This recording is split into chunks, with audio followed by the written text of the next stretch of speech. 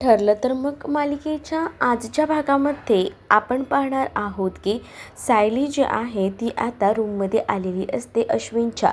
पण अश्विनच्या रूममध्ये तर कोणीच नसतं.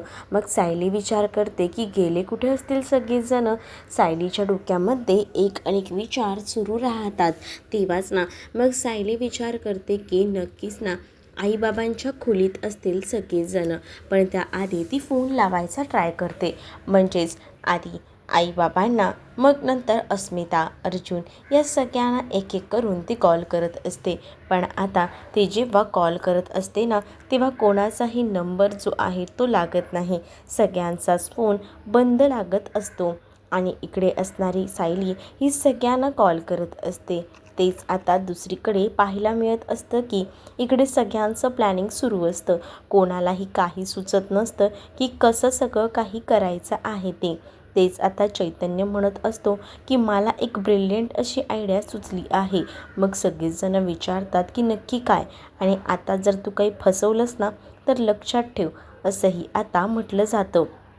तेव्हाच तो म्हणत असतो की नाही नाही, मी सांगतोही ना, थांबा ना, तुम्हाला चांगलं काहीतरी मला सुचलंय. आणि मग असं बोलूनच ना मग आता काय सुचलं आहे, जे काही सुचलं आहे ते शांतपणाने हळू बोल आणि सांग, असंही म्हटलं जातं. मग आता जेव्हा या सगळ्या काही गोष्टी बोलल्या जातात ना तेव्हा मात्र आता त्याचं बोलायचं सुरू होतं. मग तेव्हाच ना इकडे आता सगळ्यांचाच आवाज जो आहे तो मात्र रूममधून बाहेर आलेला असतो. आणि आवाज जेव्हा सगळ्यांनाच ऐकू जातो ना तेव्हा इथे सायली जी आहे ती आता ठरवते की हा तर आवाज पूर्ण अजिंच्या रूममधून येतोय आणि मी चालले होते तिकडे. त्याच्या आधी मीच जाते या साईडला, म्हणजे मला ना समजेलच. मग इकडे चैतन्याला सगळीजणं बोलत असतात की सांग ना तुझी आयडिया. पण चैतन्याची आयडिया कोणालाच पटत नसते. सगळीजणं चैतन्याला म्हणत असतात काय बेकार आयडिया काढली, जरा तरी चांगली आयडिया काढायची. आणि मग तेव्हाच ना यांची आता बडबड बडबड सुरू असते.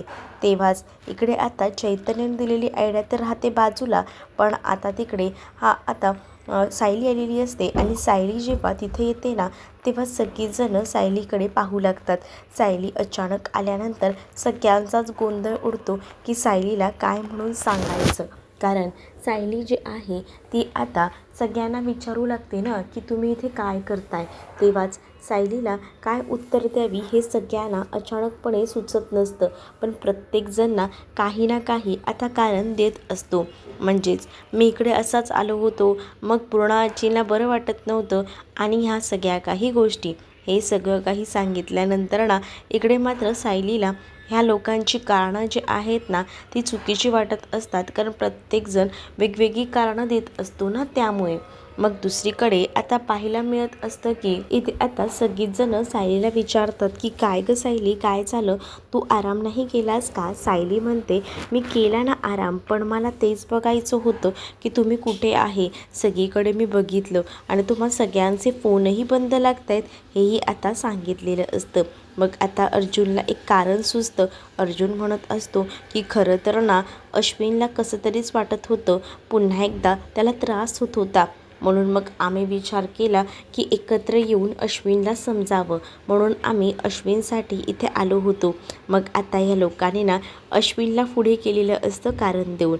मग तेव्हाच ना सायलीला खरं वाटेल ना अश्विनचं नाव घेतल्यावर, असाही विचार ना इथे असणारा अर्जुन करत असतो. म्हणून त्याने मुद्दामून सायलीसमोर अश्विनचं नाव घेतलेलं असतं. जसं आता सायलीसमोर तो अश्विनचं नाव घेतो ना तसं आता इकडे सगळ्यांनाच नवल वाटत असतं की आता काय होईल. पण सायली जी आहे ना ती आता पटकनच ना तिकडनं जायला निघते.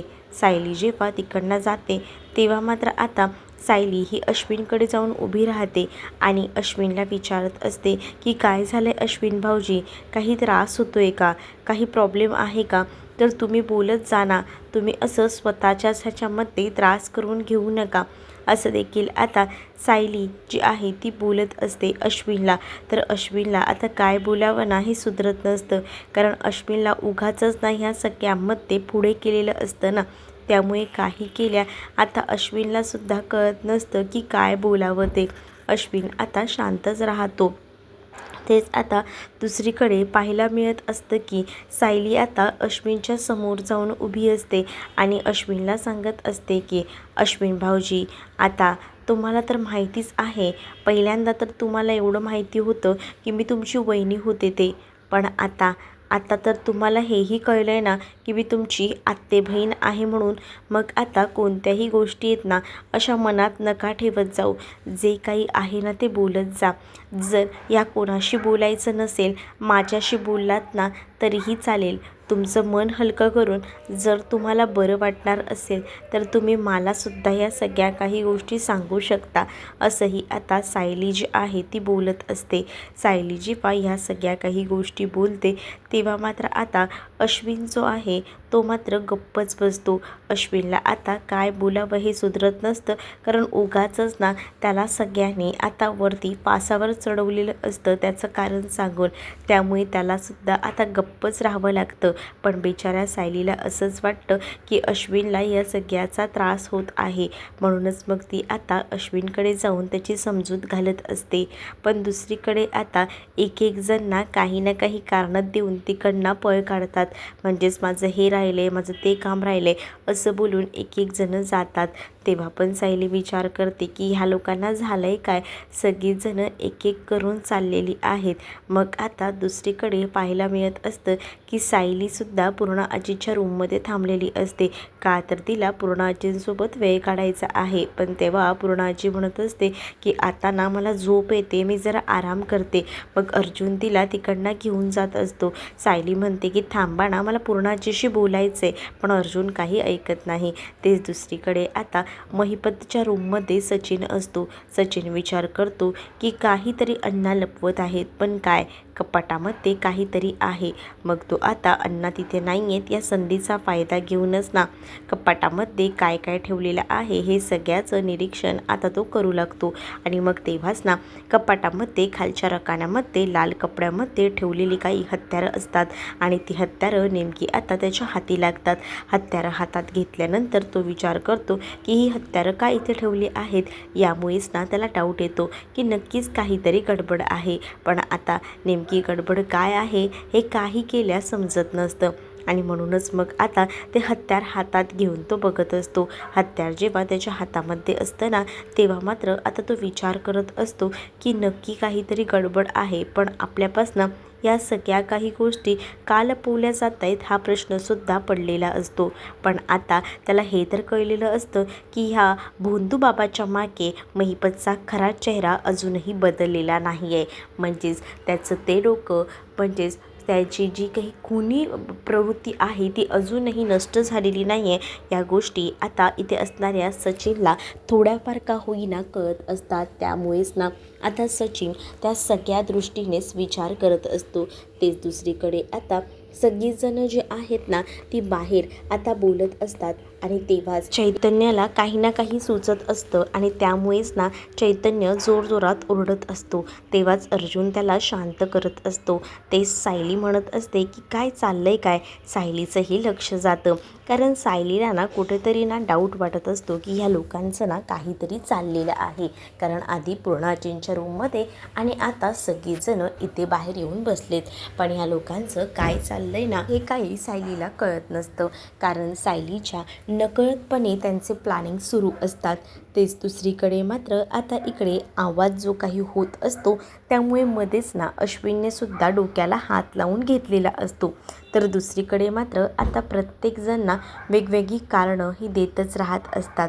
तेव्हाच इकडे आता पूर्णा आजी ही रूममध्ये असते, पण प्रताप आता सायलीशी बोलायला जात असतात.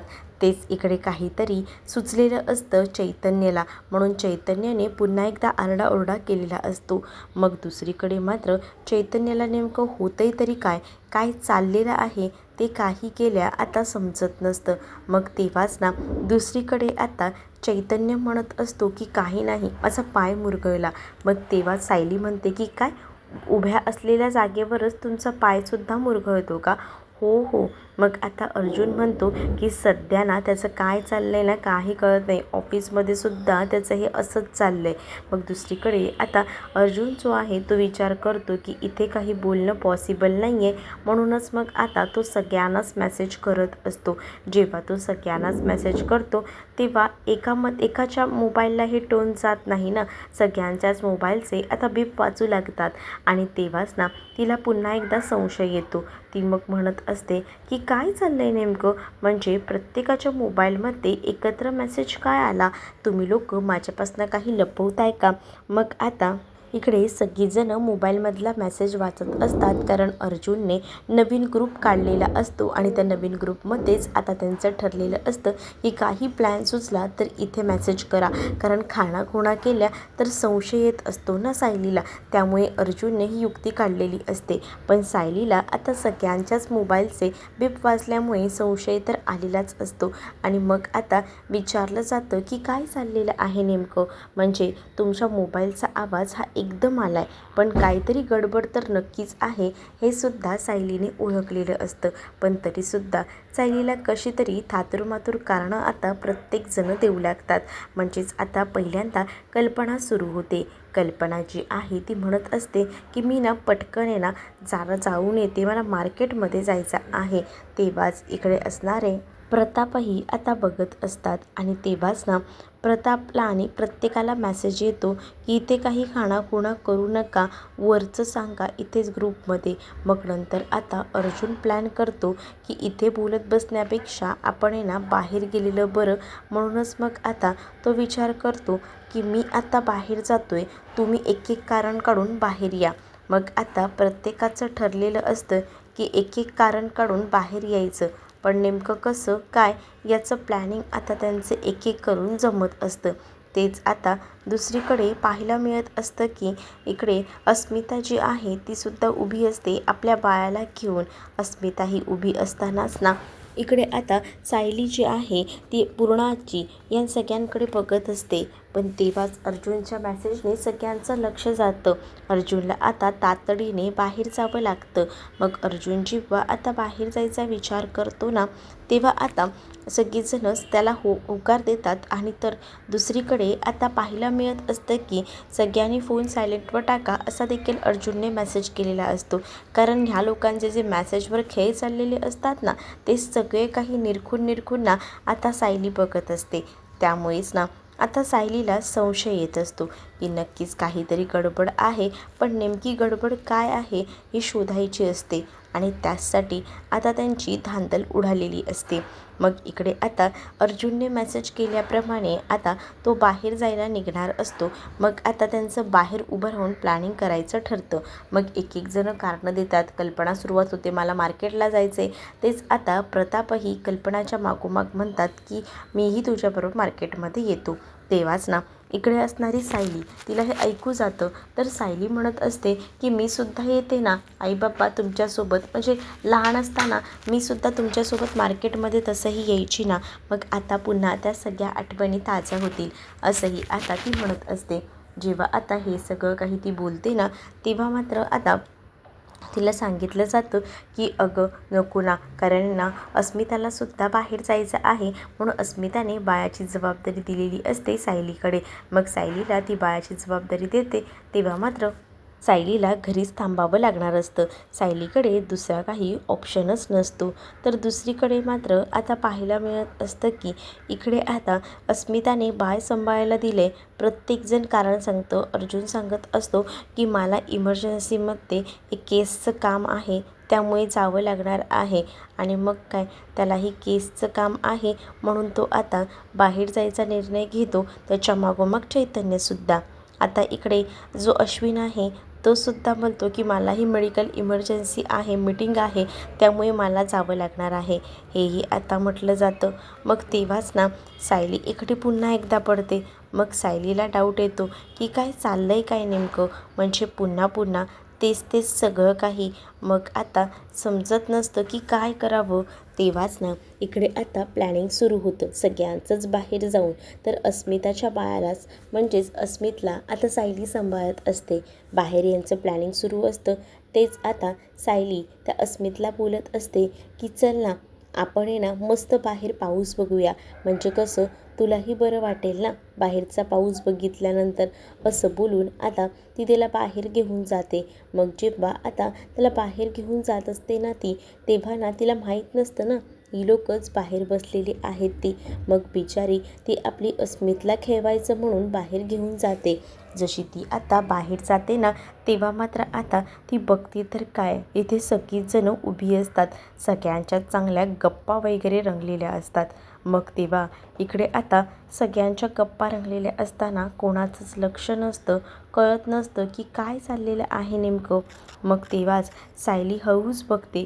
सायली विचार करते की हे काय, ही लोक तर इथेच आहेत, इथून तर कोणच गेलेलं नाही आहे. मला तर सांगितलं होतं प्रत्येकाला काही ना काही काम आहे, पण इथे तर कोणालाच काम दिसत नाही आहे. चाललंय काय नेमकं, हा विचार ना सायलीच्या मनामध्ये येतो. मग सायली तिथे जाऊन उभी राहते.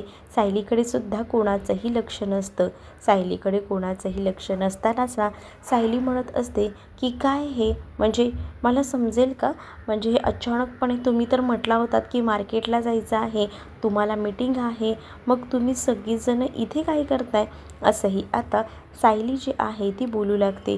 सायलीने असं म्हटल्याबरोबर ना आता प्रत्येकाला प्रश्न पडतो की काय बोलावं, काय उत्तर द्यावं, सुधरत नसतं काहीच कोणालाच. मग आता इकडे प्रत्येकजण वेगवेगळी कारणं आता देऊ लागतात. तेच सायली आता त्या सगळ्यांना म्हणते की मला माहिती आहे तुम्ही सगळीजणं ना माझ्यापासनं काहीतरी लपवताय, पण काय लपवताय ना हे तुम्हालाच माहिती, पण सांगा काय गडबड आहे नेमकी, असंही आता विचारलं जातं. मग तेव्हाच ना इकडे कोणीही काहीच बोलत नसतं. मग तेव्हा सायलीला अजूनच संशय येतो. सायली आता त्या लोकांकडे पाहत असते आणि म्हणत असते की मला माहिती आहे तुम्ही माझ्यापासनं काहीतरी लपवताय, पण काय, काही सुधरत नसतं सायलीला. पण सायलीच्या गोष्टी लक्षात येत असतात. तेच दुसरीकडे आता अस्मितालासुद्धा बँकेत जायचं असतं. मग अस्मिता इथेच कशी काय उभी, हा प्रश्न देखील सायलीने उपस्थित केलेला असतो. आणि सायली जेव्हा हे सगळं काही बोलते तेव्हा मात्र अस्मिता सायलीकडे ते बाळ मागते आणि म्हणत असते की अगं जायचं होतं, पण अचानक ना कॅन्सल झालं, त्यामुळे मग म्हटलं की थांबावं इथेच, यांचं काहीसं बोलणं सुरू होतं, असं आता ती सांगत असते. तेच आता दुसरीकडे तिने तर स्वतःची कातडी वाचवलेली असते, पण बाकी सगळीच जणं ना आता अडकतात. काय बोलणं चाललं होतं काय नाही हा प्रश्न सायलीला पडलेला असतो. कारण सायलीलासुद्धा जाणून घ्यायचं होतं की काहीतरी गडबड तर नक्कीच आहे. मग आता सायली जी आहे ती विचारायचासुद्धा प्रयत्न करत असते की काय चाललं आहे तुमचं. मग तरीसुद्धा सायलीला कोणीही काही म्हणून सांगत नाही. तेच आता दुसरीकडे सगळीजणं सायलीला कारणं देत असतात, कारण हे ते हे, पण सायली ओळखून असते की ह्यांचं काहीतरी सुरू आहे. तेच आता अर्जुनही म्हणत असतो की चल बायको, आपल्यालासुद्धा बरंच काही काही करायचं आहे ना, इथे थांबून उपयोग नाही, तू गोळ्या घेतल्या आहेस का, असं देखील आता सायलीला तो विचारतो. सायली म्हणते की तुम्ही तर शांतच बसा, तुम्ही तर मला म्हटला होतात की तुम्हाला इमर्जन्सी कोर्टात काही काम आहे, मीटिंग्स आहेत, त्यामुळे तुम्हाला जायचं आहे, मग काय झालं, तुम्ही तर इथेच दिसताय, इमर्जन्सी केस आली होती ना तुम्हाला. मग आता सायली अर्जुनला हे सगळं काही बोलते, कारण तिला कळत असतं की ह्या सगळ्यांचं मिळून काहीतरी प्लॅन करतायत ही लोकं, पण मला सांगत नाहीत, मला या सगळ्यापासून विलुप्त ठेवत आहेत. या गोष्टी तिच्या लक्षात येत असतात आणि त्यामुळेच ना तिने आता हे सगळं काही बोलून दाखवलेलं असतं. तेच आता अर्जुन जो आहे तो सायलीला समजवायचा वगैरे प्रयत्न करत असतो, पण सायली काही ऐकत नसते. मग आता सायली सगळ्यांवरच नाराज झालेली असते, कारण सगळीजणं प्लॅनिंग करतायत, इकडे लपवतायत तिकडे लपवतायत, या गोष्टी तिला कळत असतात. मग आता सायली म्हणते की मला माहिती आहे तुम्ही माझ्यापासून लपवताय, पण आता लपवण्यासारखं काय आहे माझ्याबरोबर ते सांगा ना, आता तर मी सुद्धा तुमचीच आहे ना, असं देखील आता सायली बोलू लागते. त्यामुळे आता सगळ्यांनाच प्रश्न पडतो की सायलीची समजूत घालायची तरी कशी. पण आता अर्जुनच या सगळ्यामध्ये अडकून जाणार असतो, कारण अर्जुनला आता ह्या सगळ्यामध्ये सायलीला मनवायचं असतं. सायली निघून गेलेली असते रागारागाने, आणि जशी सायली निघून जाते ना तसं मात्र आता दुसरीकडे पाहायला मिळत असतं की इकडे ना आता सगळ्यांनाच टेन्शन येतं की आता हिचा राग काढायचा तरी कसा. तेच आता पुढील भागामध्ये पाहायला मिळत असतं की अर्जुन म्हणत असतो की नका काळजी करू. तोपर्यंत इकडे सायलीसाठी सगळं प्लॅनिंग जे आहे ते ह्यांनी केलेलं असतं. आता अर्जुनला सायलीला असं बाहेरून घेऊन येतो आणि त्यानंतर मग आता अर्जुन जेव्हा सायलीला घेऊन येतो तेव्हा सगळीजणं उभी असतात आणि सायलीच्या अंगावर फुलांचा वर्षाव करतात. सायली आता सगळ्यांकडे पाहत राहते आणि सायलीसाठी खास असं गाणंसुद्धा सगळ्यांनी तयार केलेलं असतं आणि त्यामुळेच ना सायलीचा आनंद एकदाच ना गगनात मावेनासा होतो. प्रतिमा, रविराज, कल्पना सगळीजणं सायलीवर फुलांचा वर्षाव करतात. त्यामुळे सायली प्रचंड खुश असते. तर तुम्हाला हा भाग कसा वाटला हे नक्कीच मला कमेंटमध्ये सांगा आणि अशाच नवनवीन भागांसाठी आपल्या चॅनलला सबस्क्राईब नक्कीच करा. चला तर मग भेटूया पुढच्या भागामध्ये. तोपर्यंत टाटा बाय. व्हिडिओ आवडला असेल तर लाईक करायला विसरू नका.